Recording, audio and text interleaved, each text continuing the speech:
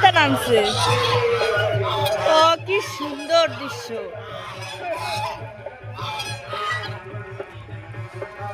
কিশোরী কি সুন্দর লাগছে।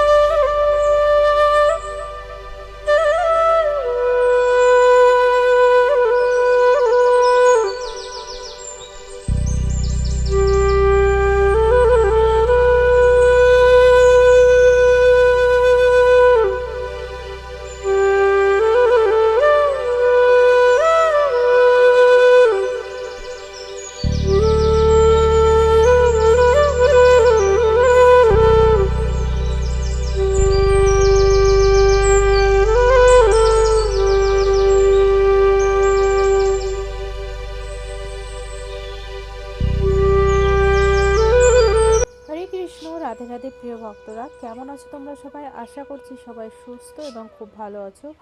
গোপাল সোনার আশীর্বাদে আমাদের শ্রীমতী রাধারানীর কৃপায় আজ আবারও এক সুন্দর দর্শন ভিডিও নিয়ে চলে আসলাম কুসুম সরোবর। এর আগে তোমাদেরকে শেয়ার করেছিলাম আমাদের কুসুম সরোবর, আজ আবারও শেয়ার করছি। আশা করছি তোমাদের খুবই ভালো লাগবে। কুসুম সরোবর এমনই এক স্থান যেখানে আসলে সময়টা যেন কিভাবে কেটে যায়। যাই হোক, চলো আমাদের এই সৌন্দর্য আমরা উপভোগ করি এবং আমরা মন প্রাণ দিয়ে সেই নয়ন দিয়ে দর্শন করি, যাতে রাধারানী আমাদেরকে কৃপা করে। তারা যে লীলাগুলো করেছেন সেই স্থানগুলো দর্শন যে করতে পারছি, এটাই অনেক। তো যাই হোক, আমার ঠান্ডা লেগে গেছে, তাই কিছুক্ষণ পরই কিন্তু নাক মুছছি। আর প্রত্যেকটা ক্লিপের মধ্যেই একটু একটু করে দেখবে যে আমার হাতে একটা সাদা ওড়না আছেই, সবসময় যেন নাক মুছছি। কারণ এতটা পরিমাণে ঠান্ডা পড়েছে, এতটা পরিমাণে কুয়াশা ব্রজধামে ঠান্ডা পড়েছে, কি বলবো, ঠান্ডা তো লেগেই গেছে, তবুও কিছু করার নেই।